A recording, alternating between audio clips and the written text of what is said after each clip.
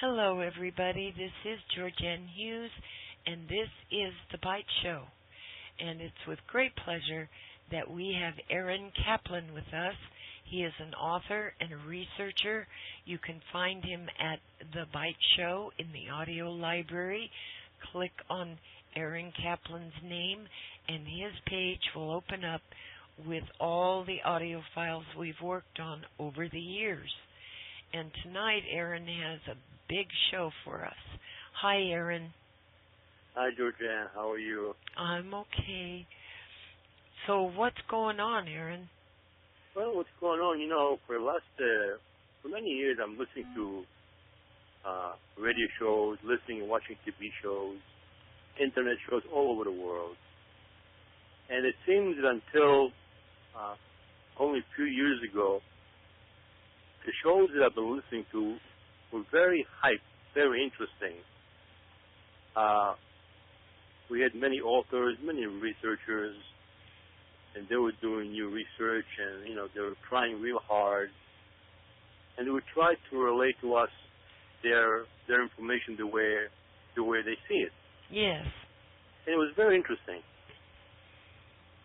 But maybe it's me, maybe it's my years, maybe I'm getting too mature, who knows? But it seems that when I listen to radio internet shows from all over the world, whether it's the U.S. or Sweden, Australia or England, it seems to me that the same researchers that I'm listening to in the past are acting very strangely. Like I said, it could be me, maybe not. When they ask a question, they try to somehow to not to answer directly, but to avoid it and skip to other topics. Yes. I don't know why. There could be many reasons for it. Some researchers keep going and doing new research and keep updating their so-called resume of knowledge, while others try to rely on the old knowledge that they obtained years ago. Yes. But in today's world, Georgianne, if you don't keep up every day and dig and dig and dig, you fall so far behind that you can no longer relate the old knowledge to the new knowledge. True.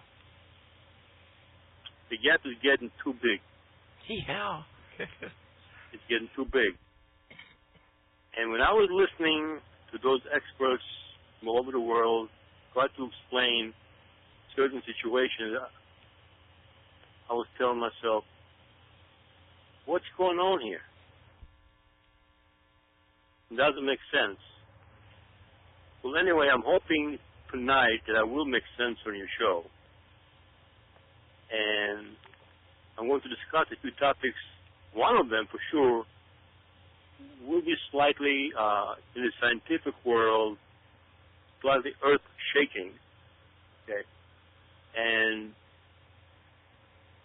I have to be careful at the same time not to allow myself to become the point of ridicule, but to explain the situation the right way so people will understand where I'm heading to. Can you hold on a moment, Aaron? Sure. Just a moment. We're going to break just for a minute. Sure. Okay, we're back, everybody. I just had a little dog problem. Okay, Aaron. Meow, meow. Yes. I got some cats on my side, believe me. Oh, boy. So anyway, things are happening lately in the world that you got to keep up and think very deep. Let me try this precise.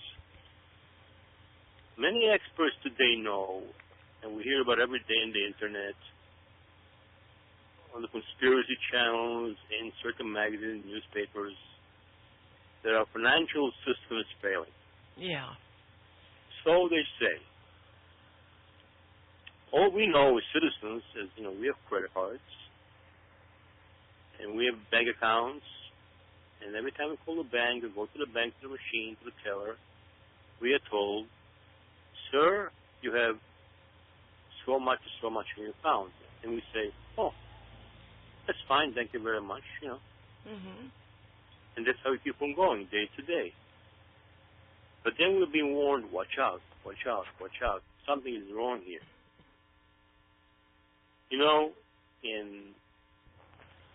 We have many mines in the world.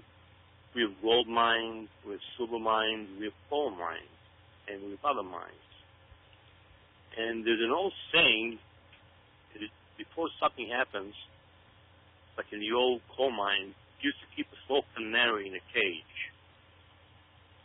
It used to be called the canary in the mine. If any gas escapes before danger arrives to humankind in the mine, usually the little pitsy yellow canary dies. Yep. Sweet bird. Fine. Well, we got a warning. We actually did on May 14, 2011. But I wonder how many people really paid attention to this canary in the gold mine warning. The warning was, if you remember, on May 14, 2011, a very famous Frenchman, Dominique Strauss-Kahn, Yes. was arrested in the Sofitel Hotel in New York City for having, let's say, illegal sexual relations with a maid. Yeah. Now, between me and you, Georgianne, sex has been used for many years as a weapon. Oh, yeah. A very favorite weapon of the insiders. Oh, yes. To get rid of anybody they want to. Yep. That does not cooperate with them, Mm-hmm. or they have fear of the way they're going to behave. Yep. It's a great weapon. So we have this fellow being arrested in Manhattan, and the days and weeks go by. If Aaron, if his name were Jaime Lipschitz, it wouldn't even made the press. I swear. I mean. Can you say it again, Georgianne? It sounds good. Can you say it again? If his name were Jaime Lipschitz, it wouldn't have made the press. You're probably right. So anyway, most people don't realize that this guy was supposed to be in line next to run against the incumbent President Nicolas Sarkozy of France. Yes. Right? But what most people really don't realize, Georgianne, is one more thing. And this is the warning. This is what's going on. They don't realize that only 3 days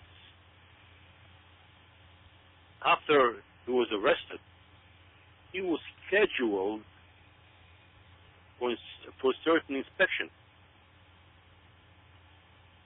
He was scheduled to inspect in person something.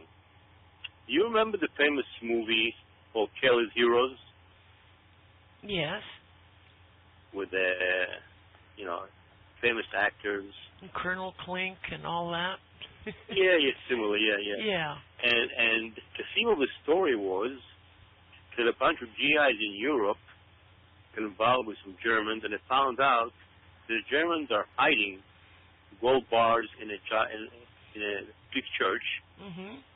and the gold bars are painted gray. Yeah. To make them look like bars of lead. Yep. But they were gold.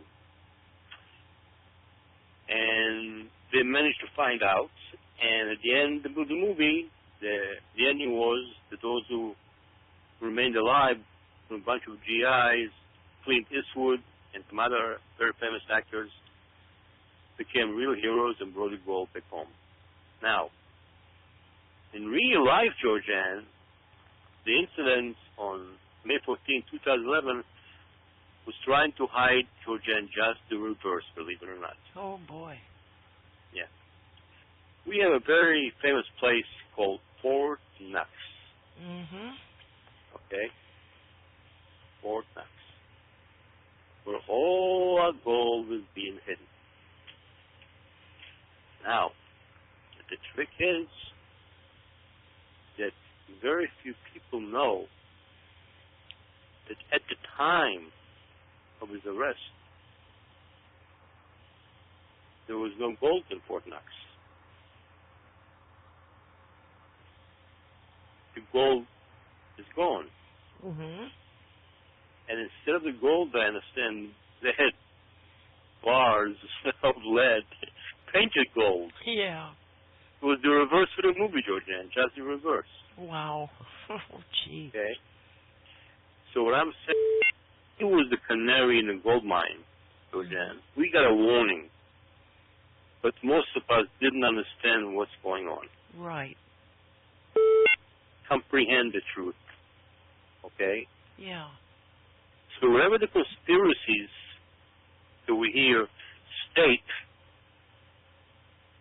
there is some sort of truth in it, but we're not sure what it is. Yes.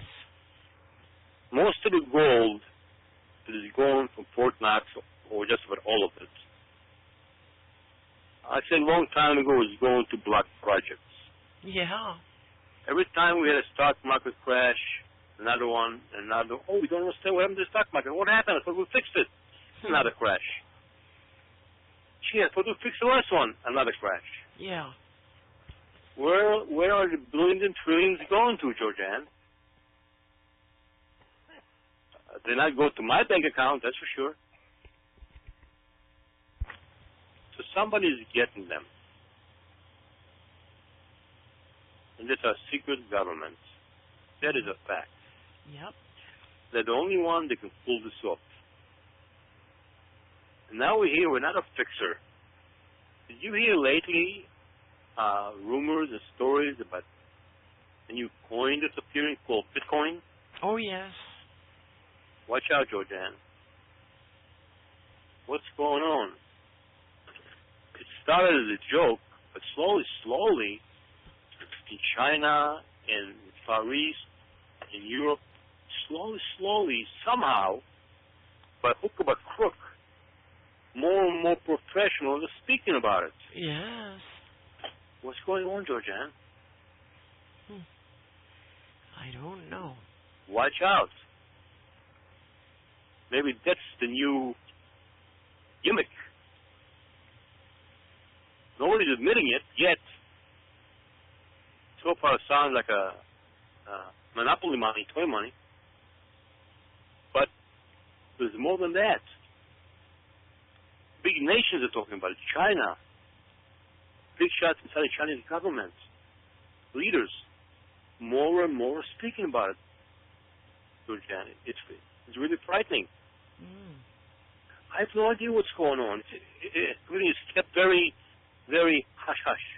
Yeah. One guy says, oh, no, it's only for so-and-so and so-and-so. And the other guy goes, oh, no, it's only for this transaction. It doesn't mean anything. So, Jan, I don't know. All I know is watch out. If any rumors are true that we're heading to a new currency, I'll tell you what. We didn't hear the last about Bitcoin yet. I don't think so. So we have to be very, very careful. That's one thing. Now here comes the next one, Georgianne. Okay. And this is no slooch. The Soviet Union and the Ukraine. I said a few times a long time ago that Snowden in Russia is not there to reveal secrets about the CIA, the FBI, the Boy Scouts, the Girl Scouts, the sex clubs. No. He is there for a reason. And he already did his job a long time ago by revealing certain facts that I spoke about to you so many times. By the way, those listeners who want to know what I spoke about on the show, please go to the Byte Show and unload all my last shows. You will learn much. That's true. Oh. Much. So much that you don't believe. Like you would never believe. And the more I do research, Georgianne, the more I verify my own findings. Mm-hmm. It may have seemed silly at first when I said it, but the more time goes by, it's like a soldier digging into a trench. Yes. Deeper and deeper, it becomes more solid. Now back to Putin and the Ukraine. I mentioned a few times that Putin of Russia had no choice but to invade Ukraine because of its underground railroad system they built in secret the last few years. And those railroads are transporting rail cars, secret rail cars, to carry missiles, ground-to-air missiles. Not necessarily ground-to-air to hit aircraft, but ground-to-air that may be designed to hit low incoming meteors. Mm-hmm. Now, we have to be very careful, very, very careful. I'm also pretty sure that Putin and Obama and the leaders of NATO, of France and Germany and England, all the big acts and all the fronts that they're putting on already, they're all reading from the same script. They all got the script. That's obvious now. Yeah. That's obvious. No matter what you hear. But again, we have to be very, very careful that nothing gets out of hand. Yes. And I will tell you why. This morning, we saw Obama give a great speech from the beaches of Normandy. It was the 17th anniversary of the invasion of Normandy, June 6th. And a great speech, etc., etc., etc. Yeah. But here's the problem. We didn't invade Normandy because we wanted to. Right. I mean, don't we remember that Germany attacked Poland in 1939, took over this country, this country, this country. We sat back, saying to ourselves, it's not affecting us yet. Nah, we're not going to do anything. But suddenly, Georgianne, out of nowhere, we were attacked. Out of nowhere. By all countries, not Germany, but Japan. Yeah. On December 7th, 1941, Japan attacked the United States of America in Pearl Harbor. Out of nowhere. Some claim, rightfully so maybe, some claim that we knew but we didn't want to react. They give proof of many. We didn't want to stop it. Right. Mm-hmm. Some do have the right proof that many big warships stayed in the harbor, that were not pulled out, some did pull out. Blah, blah, blah, blah, blah. The story goes back and forth. But here's the problem, okay? Most people don't even know why Japan attacked us at Pearl Harbor on December 7th, 1941. The circumstances, Georgianne, were very similar then, although not on the same level, of course, because now, like I was saying, that Obama and Putin are playing from the same script. But you got to be careful. Right now, because Obama is claiming that Putin attacked Ukraine, he's putting some financial restrictions on certain personnel from the Soviet Union, from Russia, certain banks, accounts, and some very light punishments. But when President Obama started to get heavy with his punishment of Russia, suddenly, the European front, NATO, said, whoa, whoa, whoa, whoa, whoa, whoa, whoa, whoa, whoa, whoa. No, Mr. Obama, we're not going to support you. Good. The answer was, niet. No, no, no, no, no. Mr. Obama, be careful. We don't want this thing to get out of hand. Yeah. I'll tell you why. We did to Japan something that provoked them to attack us. On September 1940, the U.S. placed an embargo on Japan by prohibiting exports of steel. Yes. Scrap iron, aviation fuel, etc., etc., etc. Because, listen to this, only because Japan's takeover of northern French Indonesia. Okay? Mm-hmm. The same circumstances that Russia is not doing on Ukraine. How do you like that? Oh, okay? boy. Yeah.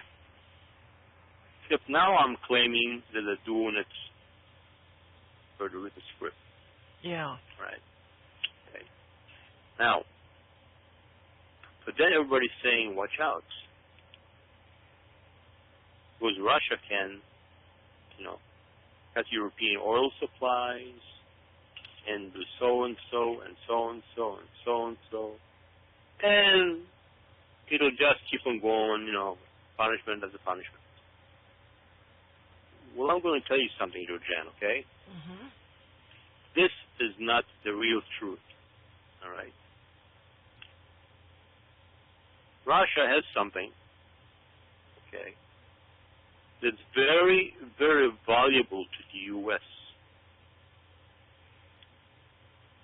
Like maybe common sense? Well, that too. Yeah. That too. That believe it or not, our defense industry and all our aviation industry, the American companies like Boeing and other ones in Europe, like Airbus, yeah, their defense industry, most people have no idea, Georgianne. They don't know what's going on. There's a certain metal called titanium and magnesium. Most people do not know. Well, let me tell you a story. During the last few Middle East wars, Israel and its enemies like Egypt, Syria, the wars of '56, the Sinai campaign, the 7-Day War, the 6-Day War, and so forth, something funny happened. Whenever a Russian aircraft got hit in a dogfight by an Israeli aircraft, in air-to-air combat, mm-hmm. MiG-15, MiG-17, even the MiG-21, whenever they got hit by bullets, immediately the plane would fire extremely fast. Yeah. And for some strange reason, it burned totally before it even hit the ground. Why? Because those planes, those MiGs, were built 90% from metal called magnesium. Oh my gosh. And the main bulkheads of the planes were made of very strong forgings and light metal called titanium. Mm. The Russians came up with a very secret formula at the end of World War II, how to make perfect titanium forgings. A very special process that no other country can make. Now, titanium and magnesium are made in a few countries. In the U.S., China, Turkey, North Korea, Slovakia, Austria, Russia, and Greece. But the Russians, Georgianne, is the only nation that we buy titanium from to supply our aircraft. Did you know that? No. Yeah. It's a very special process, titanium and magnesium. It's pure, very strong.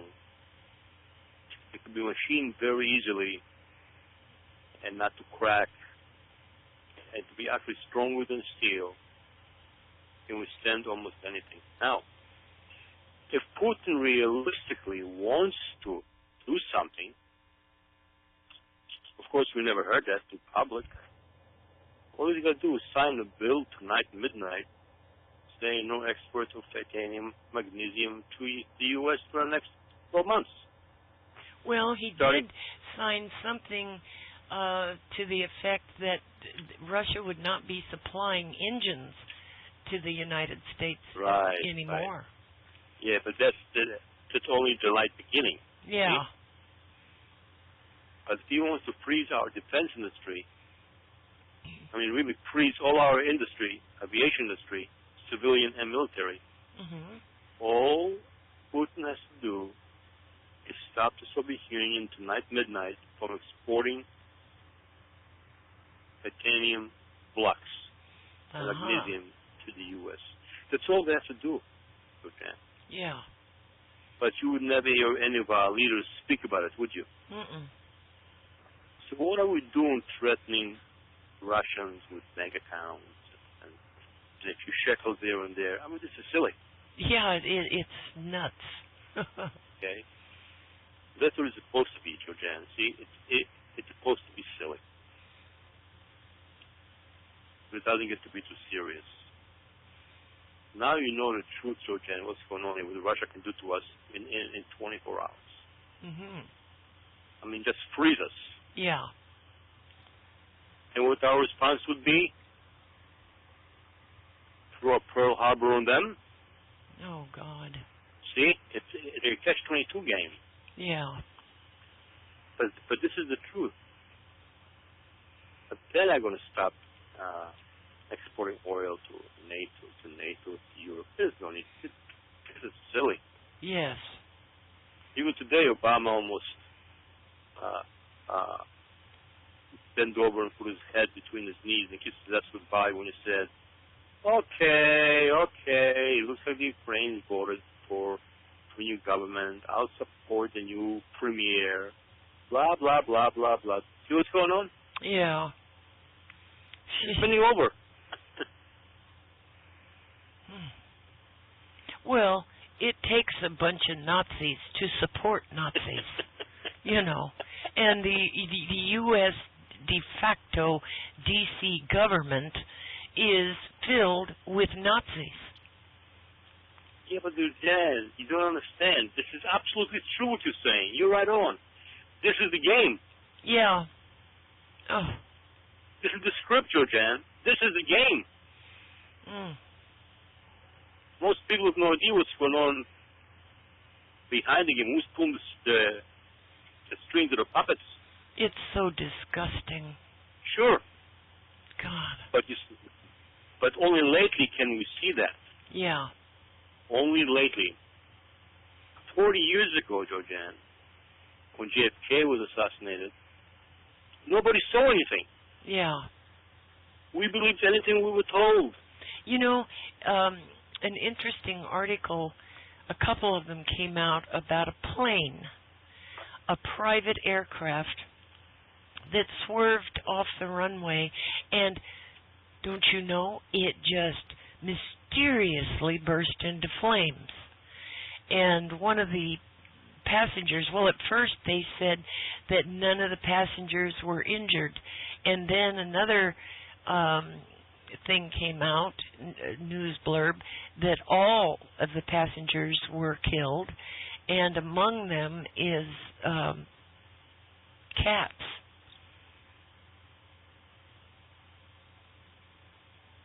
And he was going to release a lot of information about the JFK assassination. Yep. There was also a plane crash on takeoff. I mean, Aaron, planes don't just burst into flames by themselves. I mean, you know, good grief. How dare you say that? Come on. Are you okay? Yes. Planes can think for themselves, you know. Oh. I know, Georgiana. It's hard to believe sometimes. But again, today, Yeah. most, not all, our citizens are so naive. Okay, they only believe what they see on television. Yes. Mistakenly. Yeah. Mistakenly. If you take somebody in a room and show them 2, 3, 4 affidavits and tell them a story, you know what they'll say? What? I don't believe you. You don't know anything. Yeah. I believe so-and-so and so-and-so. Yep. You know? Unfortunately. Well, that goes to show you how mind-controlled Americans are. That's exactly what it is, Jordan. Thank you for saying that. If you watch CNN News, NBC News, you know they're all carrying the same programs. Yeah, and Fox the same, oh, gee. Yep. The same scripts. Yeah. The same news. They don't. None of the channels will speak about anything different. Right. And when I went out of my way some months ago, took a risk on your show, and I said, the first was the Pope, then I said, Malaysia Flight 370. You'll never see it again. That's right. How many believe me, Jordan? Mm-hmm. Not many. That's right. Okay? Not many. And today, Jordan, whenever I see a leader or anything charged with a sex crime, oh, yeah. This is a warning. Something is going on there. Okay? That's right. This is their weapon. All the way from JFK and Marilyn Monroe, that was hidden pretty good. But in Clinton, it sure wasn't hidden. Right. They brought it out real quick. And they started impeachment hearings over that when they could have gone for far more serious charges. You know. Do you have any idea what Clinton did? Yes. He allowed Chinese leaders Mm-hmm. to sleep in Lincoln bedroom. Not only that, he handed over to them missile secrets. Yes, he opened up the patent archives to them. That's right. That's right. Yes. Dan. He gave them here. Yeah. Hasso. Here, Hasso. Yeah.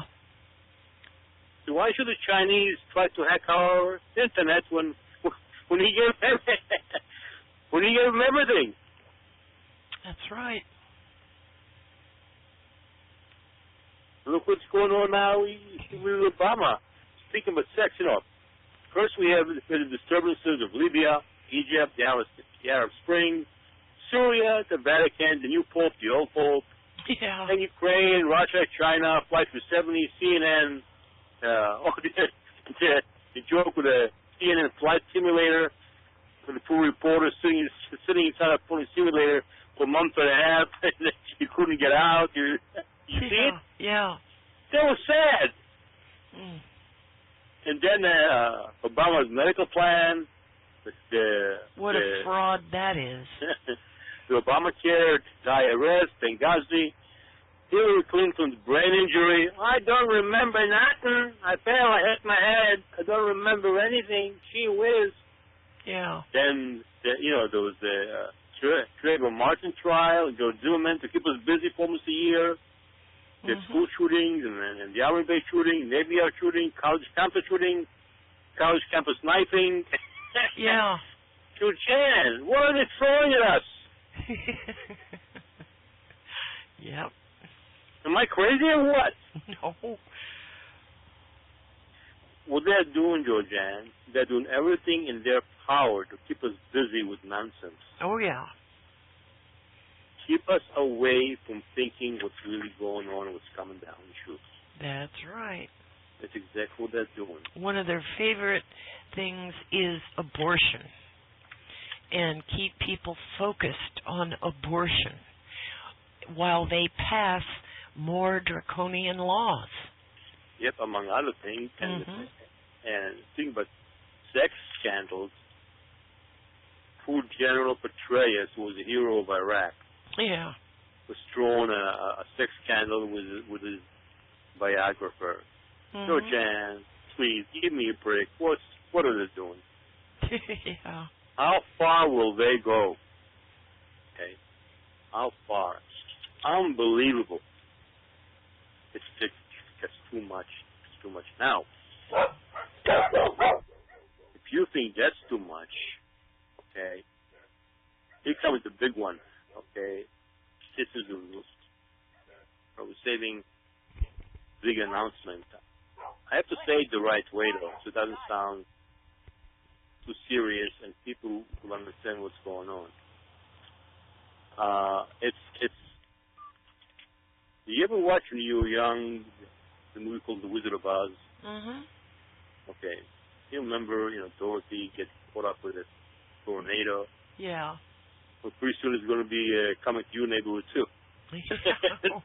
Tornado, and she was, she passed out and she was hallucinating, and she fell in the land of Oz or the Munchkin land, and she wakes up and she steps outside her broken down home, and she sees the witch's legs sticking from under the house. Yeah. And apparently, what she didn't know is that there was a witch, but the house landed on top of somebody with striped stockings. Okay. And slowly, we are being led to understand that there was the witch of the west or the north, whatever, the bad witch. And suddenly, the good witch comes along, Belinda, and they sing songs.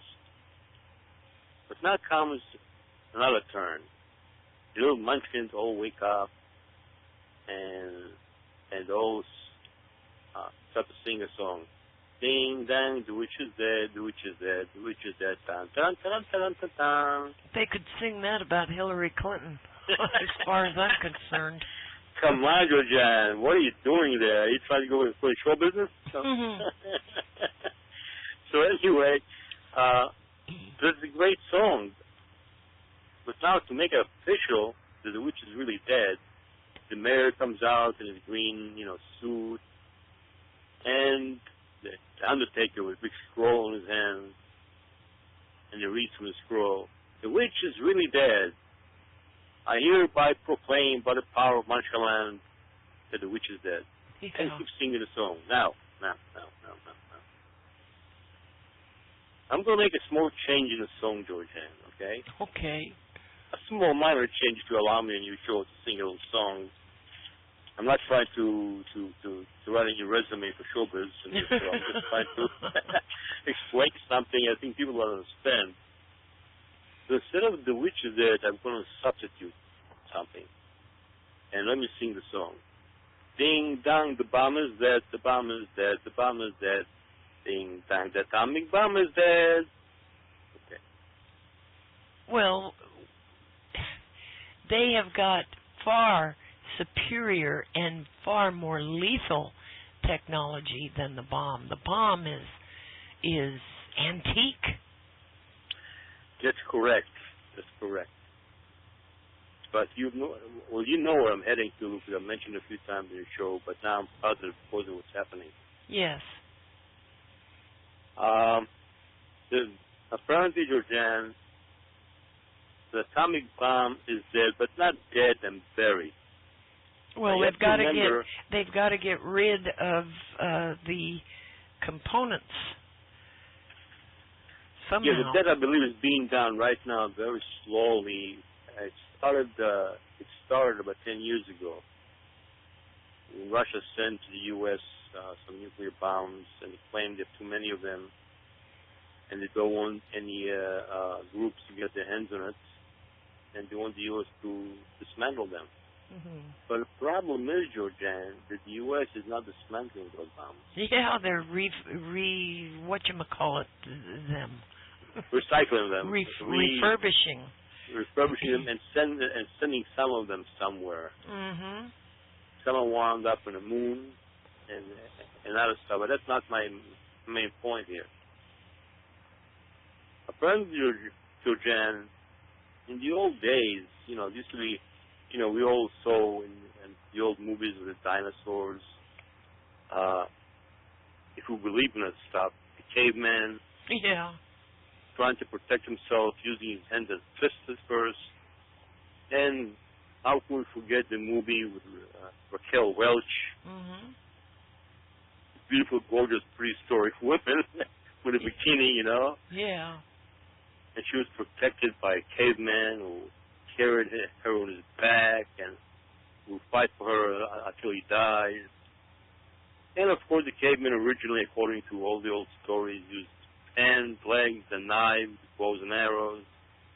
And then he came up with the bullets. You know, look, even today, knives are ancient weapons, Yes. but they can still kill. Oh yeah. Bows and arrows are ancient weapons, but they can still kill. That's right. All right? Now, today we have the atomic bomb. Mhm. Many left over. They're still dangerous in the wrong hands. They can kill. Oh yeah. However, as a main weapon, Georgianne, as a main weapon, they're obsolete. Yes. The bomb is dead. What's going on right now, Georgianne, there's a new kid on the block. There's a new weapon on the block. Yes.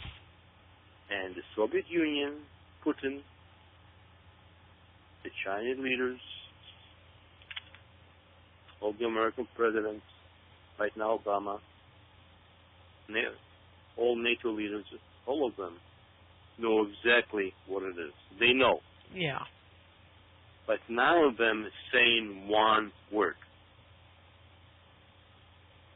They zip it. Yep. That's right. The reason why they zip it, Georgianne, is once you reveal your point of weakness in public, you no longer have a bargaining chip. That's right. That's the only reason, Georgianne. They all know what's going on. They know. But nobody's saying a word. Yeah, that's true. They're keeping very nonchalant, very, very quiet. Mhm. And what's happening that I notice, I follow, you know me, I follow things very closely. I'm following many meetings the last 6 months, 9 months, that happened at least 3 times. Each meeting took at least 3 days, okay? Mhm. With Chinese leaders, Russian leaders, and other leaders. With the Premier of Israel, Benjamin Netanyahu. This has never happened before in history. In the past, like in the Sinai War of 1956, even the Six-Day War of 67, then the Yom Kippur War of 1981, 83, whatever it was. Whenever Israel was victor or did something, right away, the Soviet Union and other countries yelled hell. What's going on? However, for the last 6 years, certain things were occurring in the Middle East. Yes. And some independent researchers claim that Israel was using in Syria low-yield nuclear weapons. Well, they did. No, I'm saying that's what they claim. Yeah. That they caused some casualties. But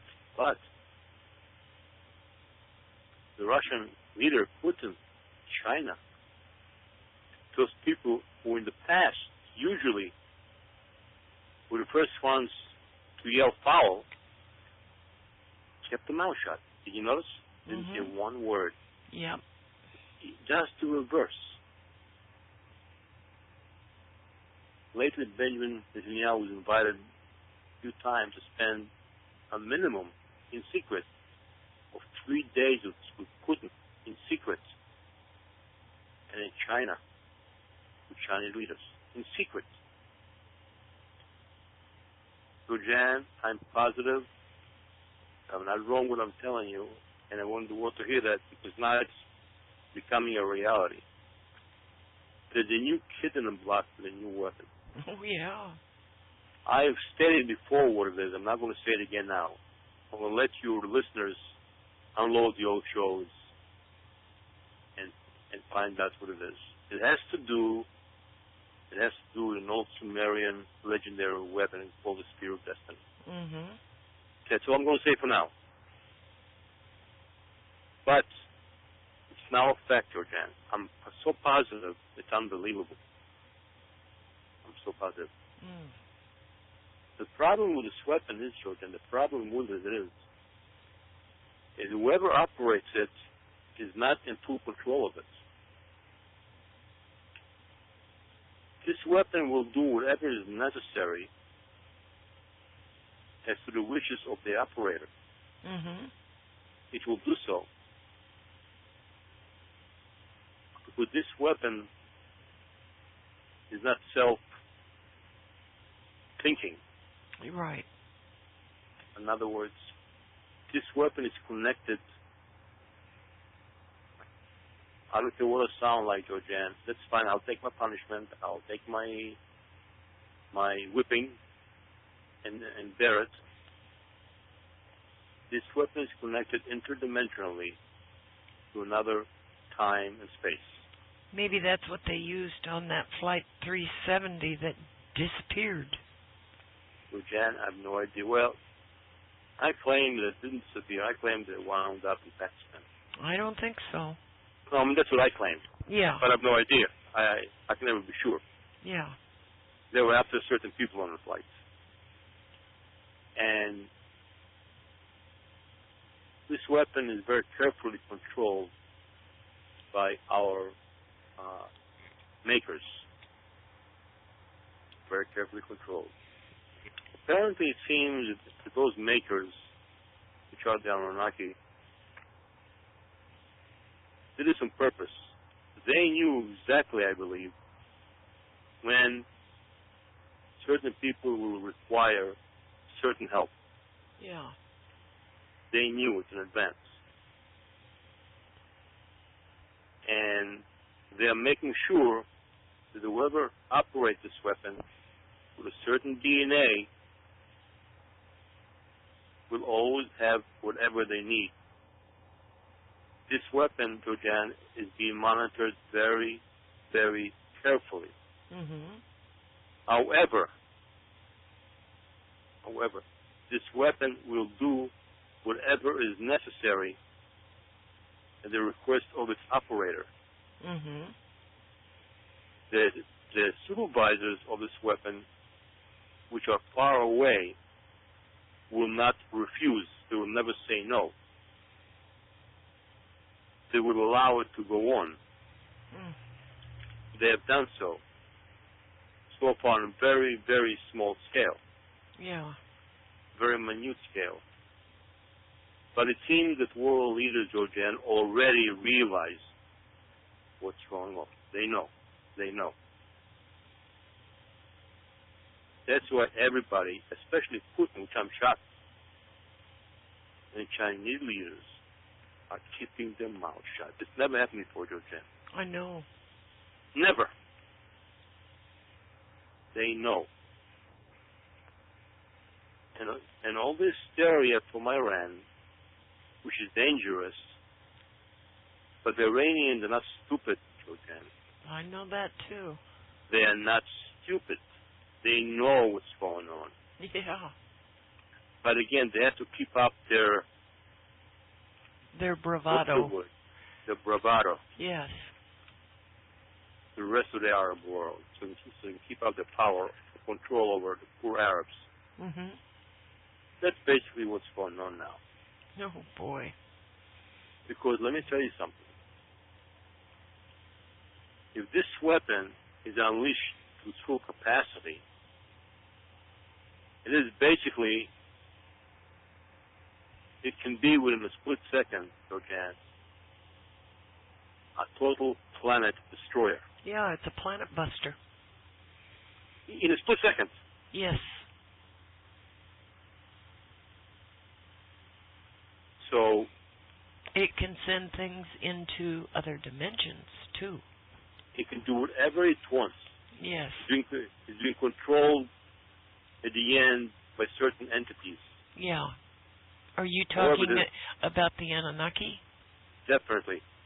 Okay. But the local operator, who is the only person or persons who can operate this weapon because of the DNA, has full control over it in short term, locally. They've been given full dominion. Oh, boy. As dominion of survival. That's also part of the reason, Georgianne, that I very strongly believe that when the Strait of Israel was originated in 48, there's a reason for that too. There's no timing. Although the State of Israel was not the only country to be formed in 48, I believe that the two theocratic countries were formed at the same time, either Pakistan or Afghanistan and one more. It was all done to take away the attention from the Israeli choice. Yeah. That's why it doesn't look like only one nation, was chosen. So things are going on right now, Georgianne, and I'm so positive because I see the relationship between the Soviet Union, Putin, and Benjamin Netanyahu and Chinese leaders. They all talk to each other very carefully, very quietly, and no one is accusing anybody of anything anymore. They're being very quiet, Georgianne, if you notice that. Yes, they are. Very, very quiet. I would suggest that the listeners get a book by Alison Weir, W-E-I-R, and it's called Against Our Better Judgment. And that's all I will say about that. No, it's fine. I'll research it myself and see what the thing's all about. Okay. I'm always willing to learn, Georgianne. It's never too late. So a big announcement for tonight, Georgianne. I have more to say. The biggest announcement is I'm saying, as far as I'm concerned, and I'm saying to the whole world, to you, people that come to your show, the scientists, to guest on your show and other shows, as far as I'm concerned, the atomic bomb as the main lead super weapon is dead. Yes. There's a new kid on the block. My and there's no going, goodness. And there's no going back. Yeah. Good grief, Aaron. It just gets spookier and spookier. Yeah. Now, in my last story, if you remember, I spoke to you a few times on the telephone about a certain name. Yeah. My name is Aaron Kaplan, Kaplan with a K. Apparently, there's another character calling himself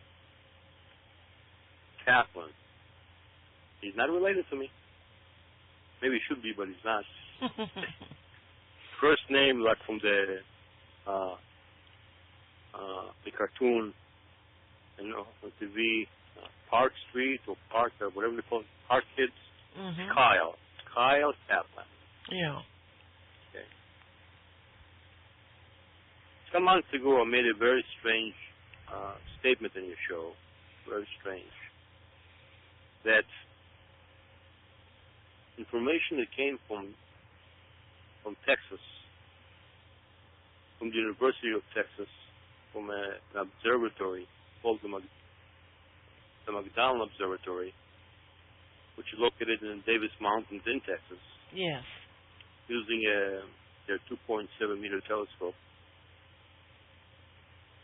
Sent certain information to Johns Hopkins University in Baltimore, Maryland.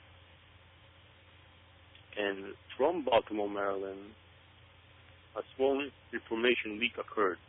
Wasn't that telescope located in Arizona? No, that telescope belongs to the Vatican. Oh, okay. Which I call Lucifer 1 and Lucifer 2. Yes, It's at the University of Arizona. Okay. No. It's close, very confusing, I understand. This one is located in the McDonald Observatory in Davis Mountains, in Texas. Now, this McDonald Observatory is working directly with NASA. is sending information from deep space satellites to Johns Hopkins University Space Center in Baltimore, Maryland. And about 9 months ago, a leak occurred from Johns Hopkins University that stated that 3 spacecraft have been seen coming from deep space heading toward the Earth. Oh, boy. Now, those spacecraft were not round or in strange shapes. They were sort of very deep black rectangular cubes. Yeah. Not squares, not the trapezoid, but rectangular cubes. Shoeboxes. Mm-hmm. But humongous. Yes. Black. Very deep black color. And they were heading toward the Earth. That was the leak from Johns Hopkins University. Yeah. Now, records did show that a few 100,000 miles from the Earth, suddenly those spacecraft started to, like the old Star Trek movie, to cloak themselves and decloak themselves. Mm-hmm. Seen, not seen. Seen, not seen.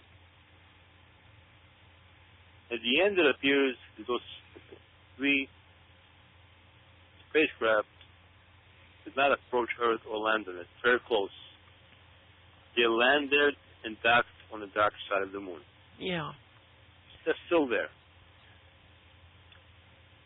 At the time, Georgianne, I did not know who initiated the leak or how, but I did know that it came from Johns Hopkins University. Yeah. In Maryland. That much I did know. Now, who alerted them? Yeah. Okay. Well, here's the story. It seems that some months ago, something happened right at the McDonald Observatory itself in Davis Mountain, Texas. It seems that a student who called himself Professor Kyle Kaplan, Mm-hmm. or basically he's a self-proclaimed professor, was doing research on a telescope for the college. Yes. He was supposed to work to discover some nebulas or whatever you call them, galaxies. But he did something. Apparently he was doing work on his own, on the side, like some side research. Of course, he was sure that nobody would ever, figure out what he's doing. Mm-hmm. Nobody ever did. Until something happened. Oh, boy. 5 months ago, 5 black vehicles, like SUVs, have been seen to stop in front of the observatory. And, people like either CIA man or FBI man, whatever, very distinguished gentlemen stepped into the observatory. And guess who they asked to speak to? Oh, boy. Professor, self-proclaimed Professor Kyle Kaplan. Yes. Suddenly, for a week afterwards, that Professor Kyle Kaplan disappeared. Mm-hmm. Nobody knew where he was or what he did. Hmm. After we returned, he made a joke out of it. Oh, no, nothing happened. I was just kidding around. I wasn't doing research. I lied. Well, here's what he did for that. In secret, he used the McDonald Observatory to locate exactly the position of the planet Nibiru. Oh, my. And he did. That's why the government agents were there. But I'm sure they had a man-to-man talk with him. Oh, yeah. And they explained to him the rules of life. So after they spoke to him, and after they gave him some ice cream and some Hershey chocolate bars, Mr. Dr. Kaplan, is his real title. He's not professor. He's a Dr. Kaplan and a graduate student. He's for real. He works there. He's for real, Georgian. He's there. He's for real. He's for real. And believe it or not, Professor Nicholas Boyle of Cambridge University,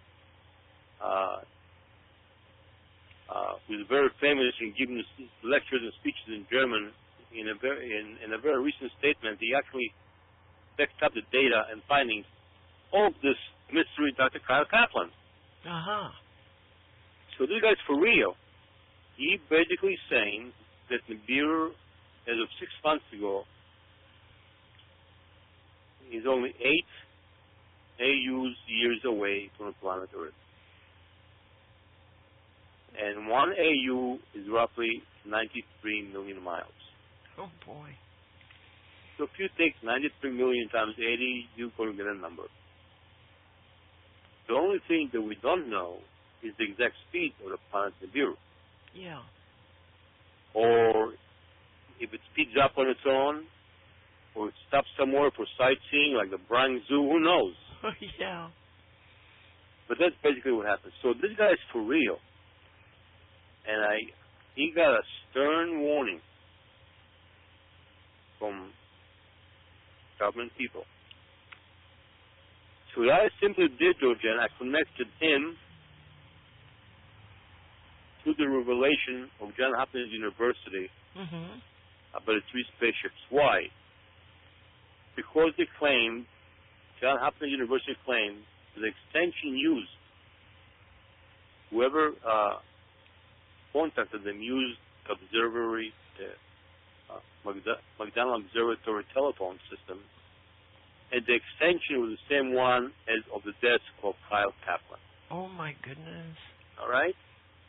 That's very simple investigating, Georgian. So apparently he was the one who alerted Johns Hopkins University to those 3 spacecrafts. Oh, my gosh. So approaching. So this is for real, Georgian. Gee whiz. This is, so far it's for real. I'm not making this up. They would like, the string pullers would like the world to think that it's all a joke and, it's all nonsense. Maybe it is. But I learned, Georgian, from many, many moons of checking things. Whenever somebody gets involved, like in the government, with sex scandals and this and that, watch out. Yeah. There's more behind that than it seems. And whenever some SUVs go somewhere, the strange people come out of it, the poor little guy who goes in, whoa, I didn't do anything, whoa. Watch out. Okay? So this is for real. And this guy stated,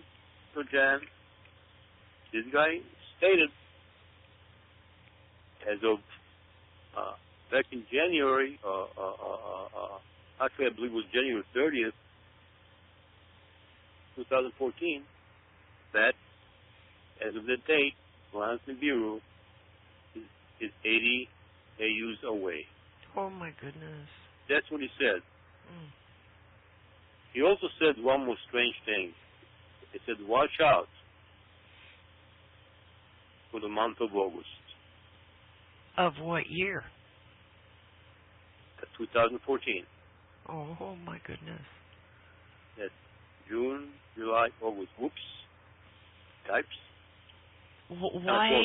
Why the month of August? He didn't say.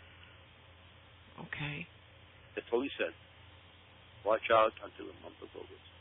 That's all he said. He would not go any more than that. So then he goes, made another statement. It says, whenever you hear about the speed of the planet Nibiru, he said, don't believe what you hear.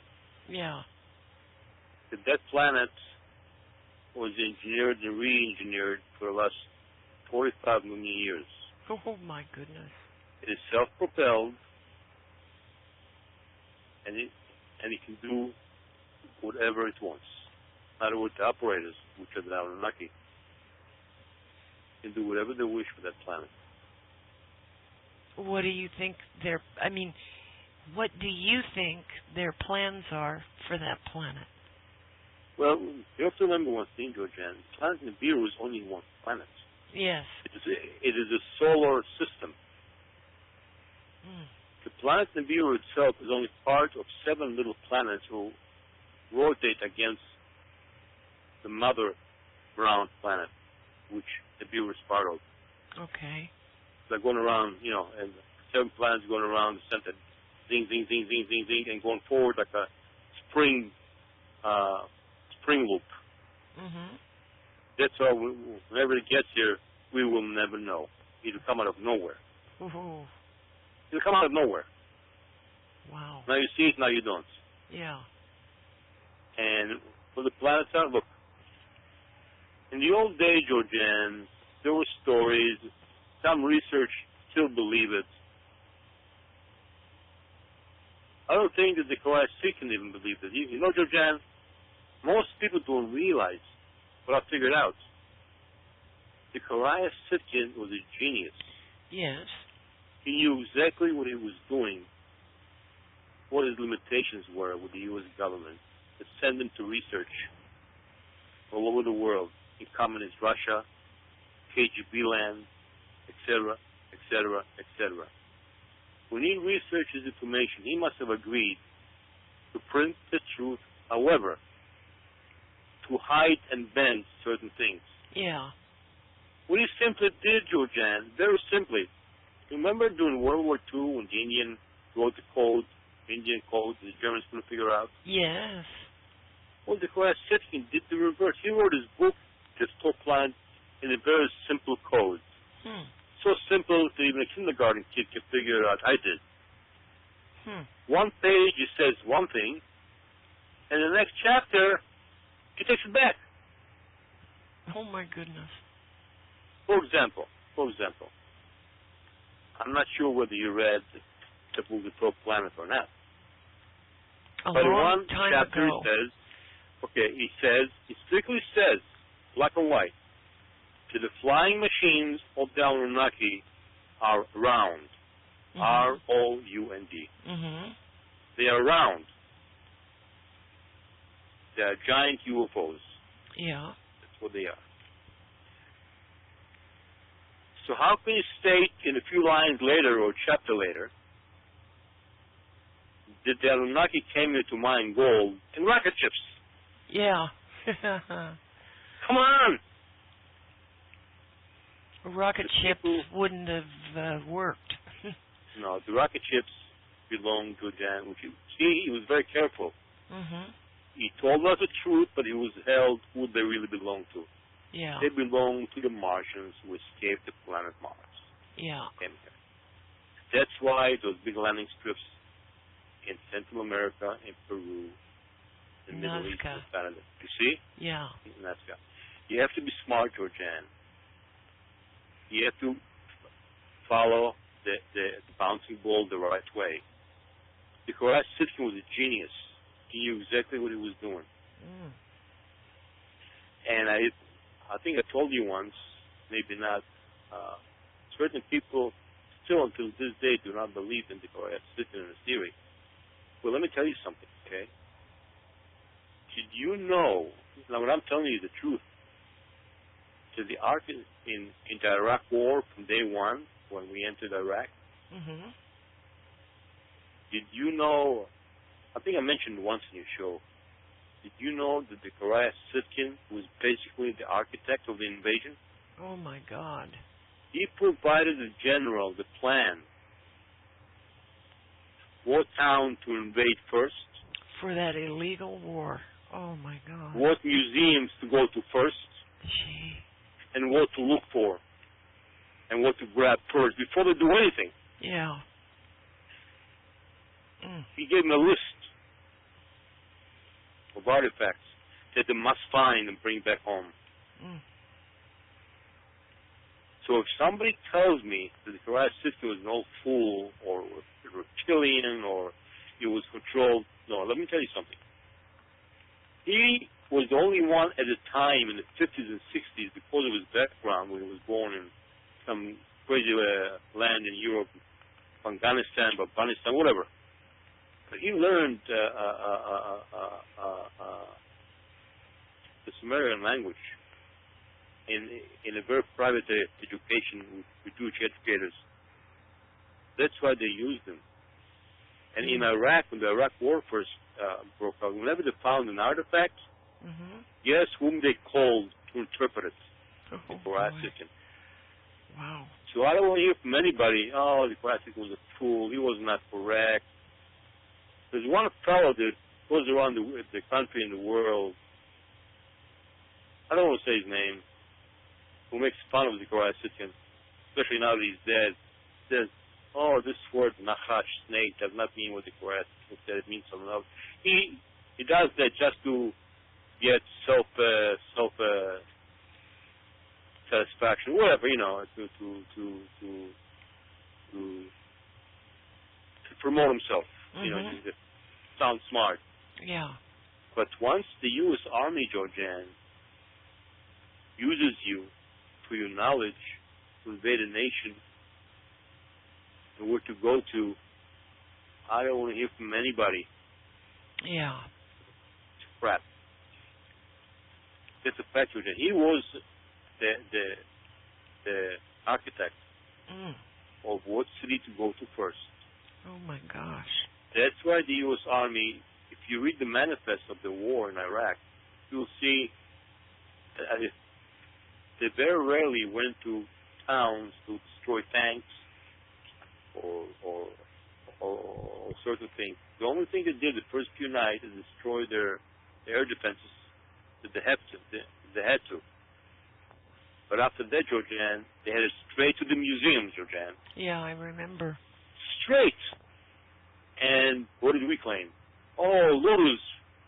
Yeah. Looters Museum. Yeah, looters. Right. How did the looters get the keys? Oh, my goodness. How did they know which vault to open up? Oh, my goodness. Very smart looters. Oh, my God, you know. Oh, boy. Okay, Georgian? So whenever you hear somebody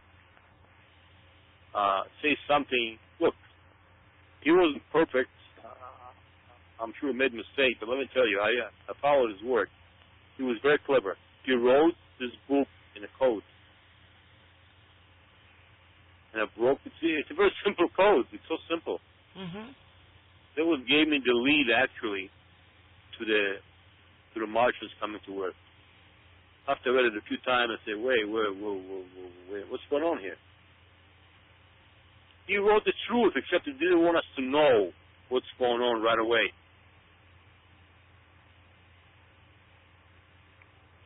He wrote the truth in his book. His book was so accurate, it's pathetic.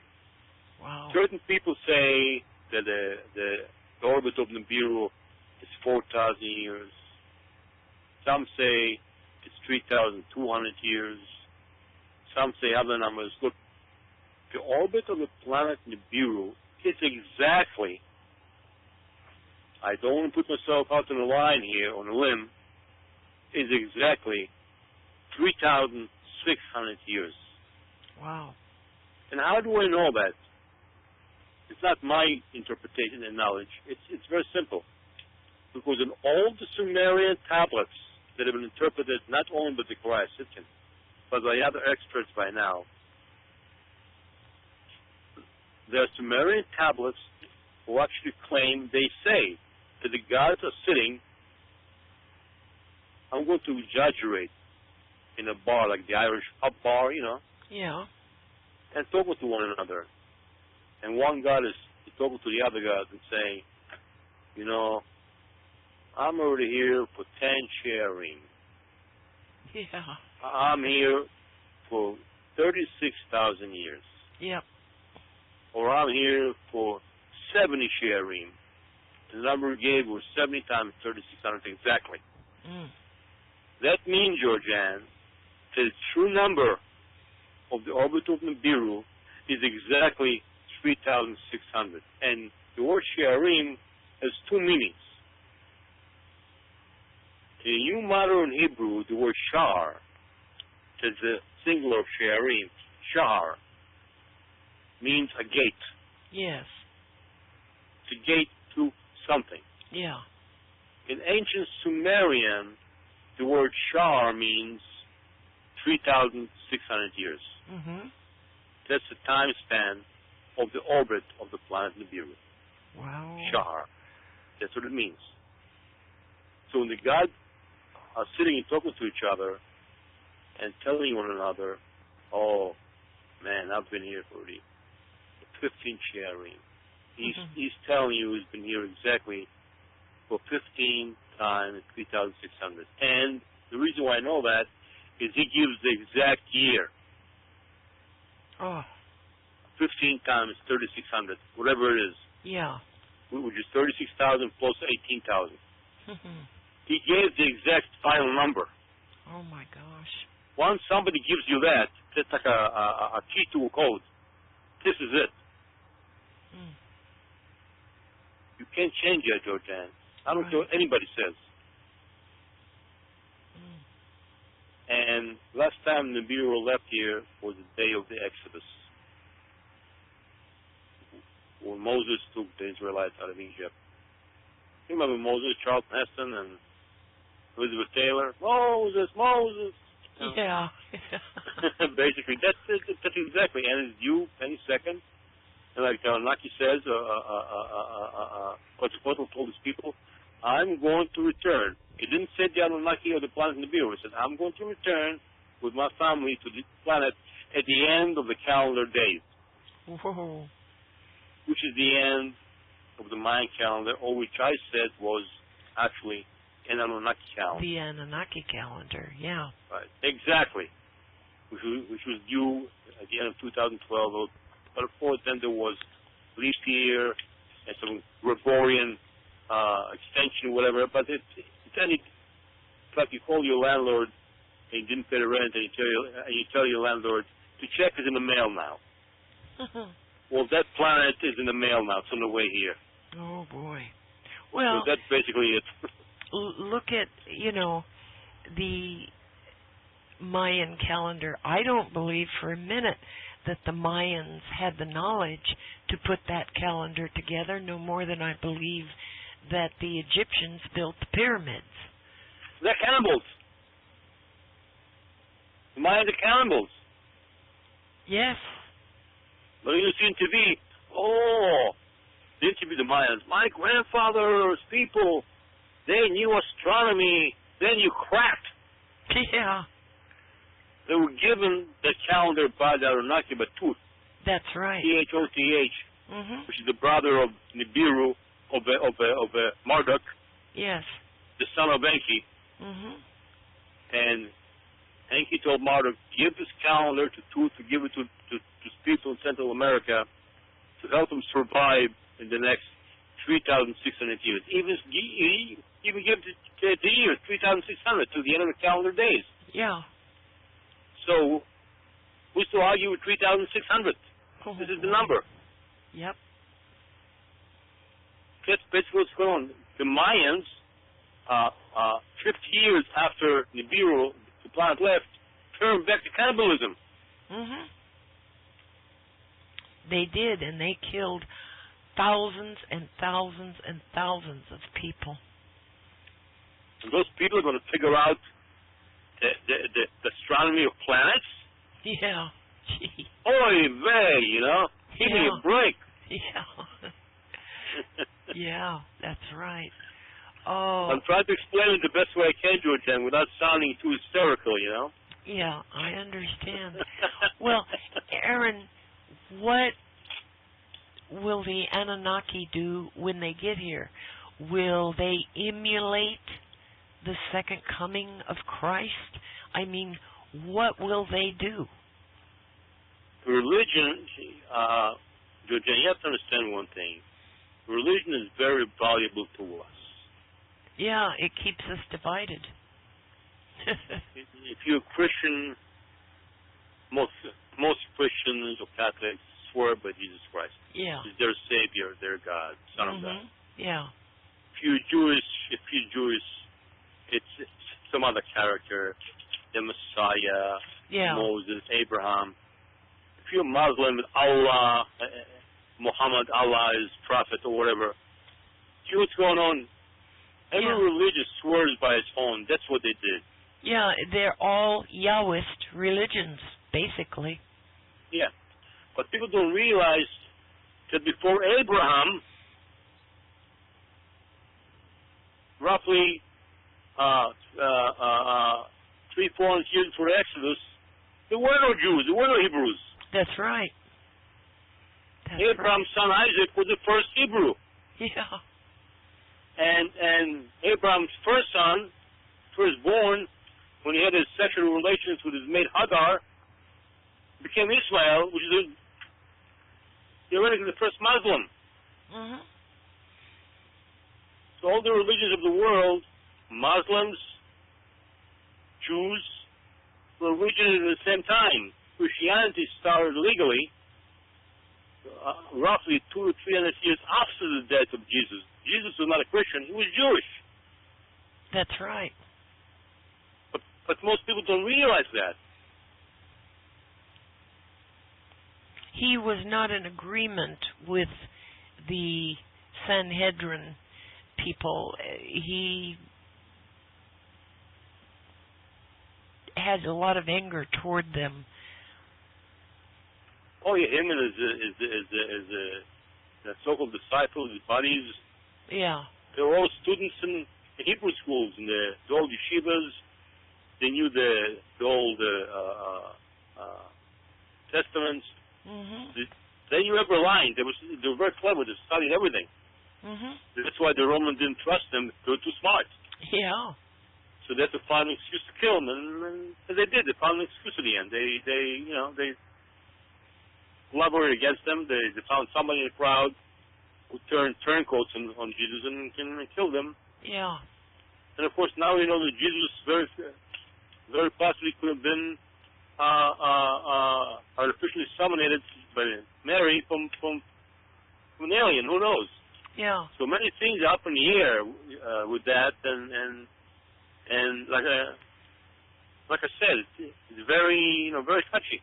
I would recommend the book Rex Deus to the readers on that subject. How do you pronounce that? Rex, R-E-X, Deus, D-E-U-S.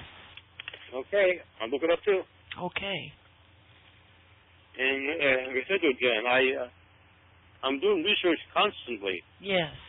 And I'll never forget, I shouldn't be laughing when I was yelling, what was it, a year ago? At the old Pope, I was yelling on the airwaves on your show.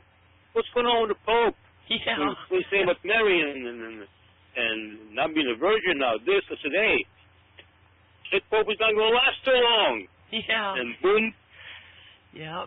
He's gone 2-3 months later. Well, Paul kind of invented Christianity. Jesus Christ was not a Christian. Paul took the concepts and ran with it, and he was related to Roman royalty, and there you go. But did you ever review the names of the 12 disciples of Jesus? Pinchas and this, they're all Jewish fellows, Jewish names. Yeah.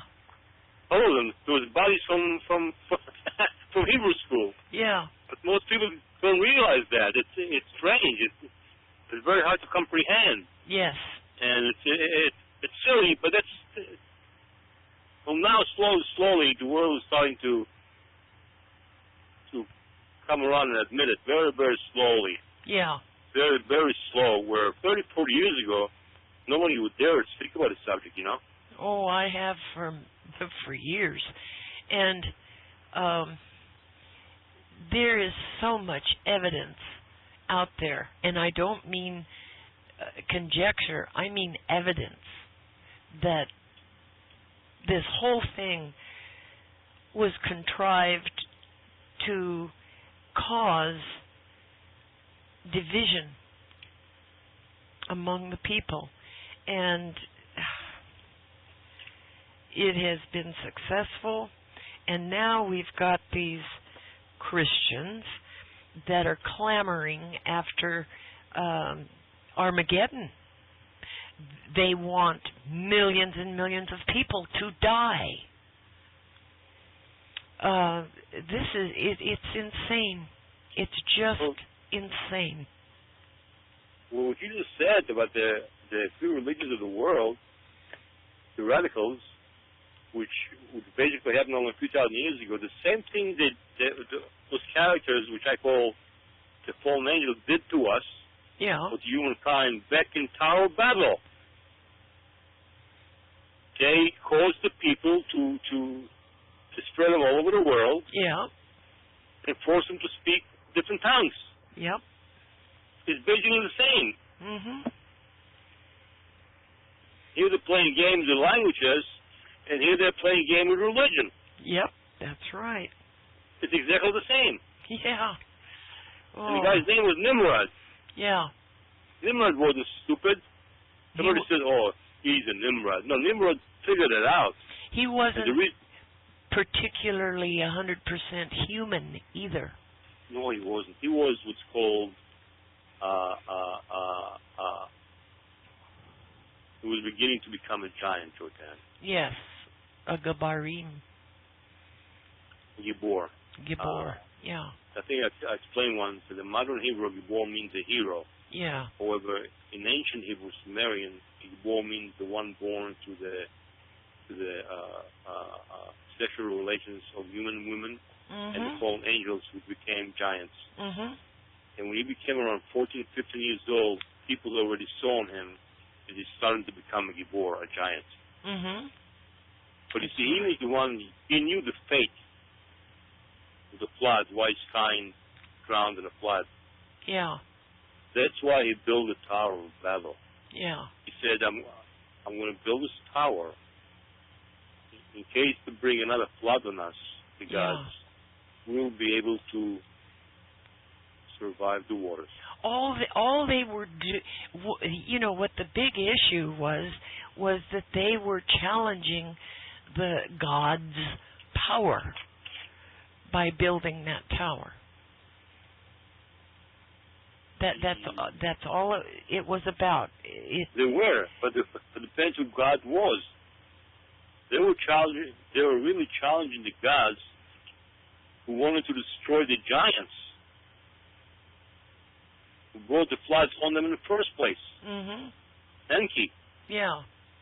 He was challenging Enki. He said, "No, look, I'm going to build this tower, and I'm going to live all the way out. Yeah. So next time you bring the flood on us and threaten to drown us, I'm going to survive." Yeah. When he said God, it didn't mean, the God that Jews believe in or the Christians, not that God.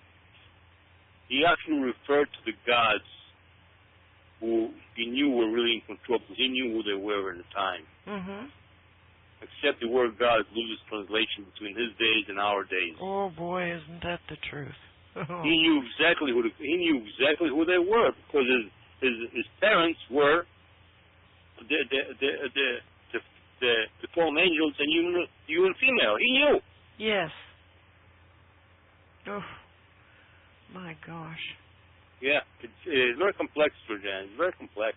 Well, Aaron, what just in your studies and in your way of thinking, what are the Anunnaki going to do when they arrive here?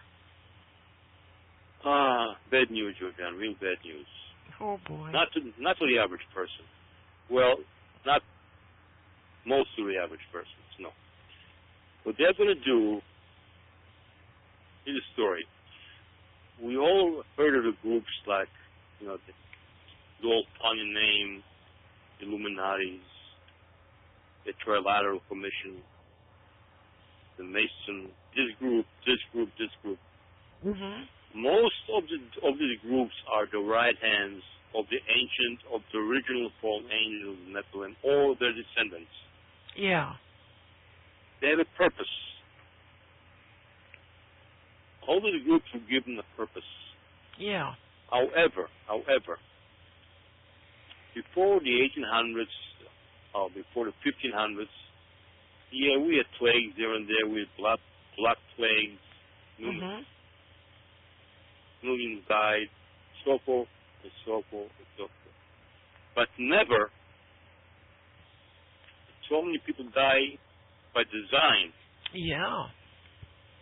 Like since the 1800s and up, the wars in Europe and here. Yes.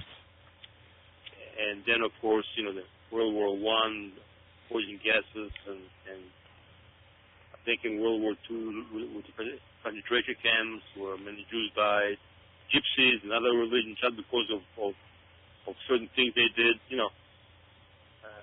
an excuse to found to kill them. When those Anunnaki return, Jordan, they already know what happened. Yeah. They get the reports. They got a little secretary here, They have a secretary with a small pad in her hand. She doesn't even use an iPad. She probably writes with a golden pen. She takes notes and sends it by carrier pigeon to the Anunnaki every day with a report. And her name is Ishtar. Yes. She's the goddess Ishtar. She was given the power of war goddess around 4,000 years ago. But her job is strictly to be a watcher. Yeah. She is given power, but she will not act on it. She is responsible for bringing Gilgamesh together with Noah, and so forth and so forth and so forth.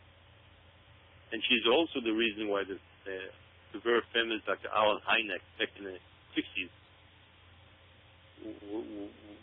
was sent by the U.S. Air Force to investigate certain UFO sightings. Because reports came out, and many abductions, a beautiful, gorgeous woman was seen in the middle of the UFO, claiming that her name is Ishtar. Yeah. And that, by the way, happened to the abduction of the very famous couple of Betty and Barney Hill. Yes. She said that the beautiful lady in the center, surrounded by 12 blondes, said, "My name is Ishtar." So she's around, but what many people don't believe in her, she's here. When those Anunnakis get here, Georgian, it's going to be terrible. Oh, boy. How? All those people that were the right hands of the Nephilim were responsible for the death of all the humans the last few hundred years, for the millions. Yes. Are going to be beheaded just like Marie Antoinette style. Oh, brother. With no mercy. Yeah. It's going to happen 1, 2, 3. Oof. Gosh. They won't be able to hide in caves, on yachts, on private planes, submarines, in behind lit walls. I'm telling you right now, those people are being warned. They know who you are. Oh, brother. They know who you are. Those Anunnaki are very sensible people. They have no mercy. They're very just. They have no mercy. Once you break their codes, bye-bye. What is their code? Whatever the code is, if you broke it, if you hurt their own creation. I once said that the human race was never formed to be a slave in the gold mines or anything else. Right. We were formed to be simply pets. P-E-T-S. Yeah. We have pets at home like cats. You have pets like dogs. We were pets. Yeah. So all those who used us for the wrong reason. Remember, I'm not saying Christian, Jewish, Muslim, because until 4,000 years ago, there were no Jews, Christians, and Muslims. That's right. They were just nomads, just people. Yeah. So all those who cause those people harm are doomed. However, especially those Martians who came here 55,000 years ago from the planet Mars. The ones who escaped Mars because of the catastrophe. Those people who cause those humans harm. Yes. Forget about it. Okay? forget about it, Georgianne. I would go in the basement, lock myself out behind doors, and turn the music on, and not listen to what's going on outside, okay? Yeah. Because it's going to be something that you don't want to hear or see. Yeah. And there's no getting away from it. What about all these banks that have brought on fraudulent foreclosures against families? Oh, that, Georgianne, I couldn't say. This is, like you said, secondary, reactionary. Who knows? I think when you punish the big wheels, all their creation, those little second wheels will collapse on their own, basically. Yeah. But to one form or another, they have no idea, Georgianne. This is, my guess is as good as yours. But like I said, those Anunnaki have no mercy. They're very just people. They're just. They have a purpose. They create life in the universe. Yes. They terraform planets. They create life. But Yep. don't destroy what they created. You're going to be doomed. Yeah. Oh my gosh, Aaron. Thank you so much for your insights and this audio. Thank you, Aaron. And thank you very much, Georgianne. Again, just a little note to the people out there. If they can, just make sure that you send a small donation to Georgianne for her effort. She's trying real hard to bring you the right information. And she's trying her best. And things are tough right now. They're tough. thank you, Aaron. That was very nice of you. Everybody, go to the Byte Show. Go to the audio library. Click on Aaron Kaplan's name, and his page will open up with all the audio files that Aaron and I have worked on over the years. And you can get Aaron's book at deepanalysisfrighteningconclusion.com. You can email Aaron at this email address, frightening@optonline.net. So with that, I will bid everybody good night, sleep well, and God bless every one of you that's listening. Good night. You have a good night, folks.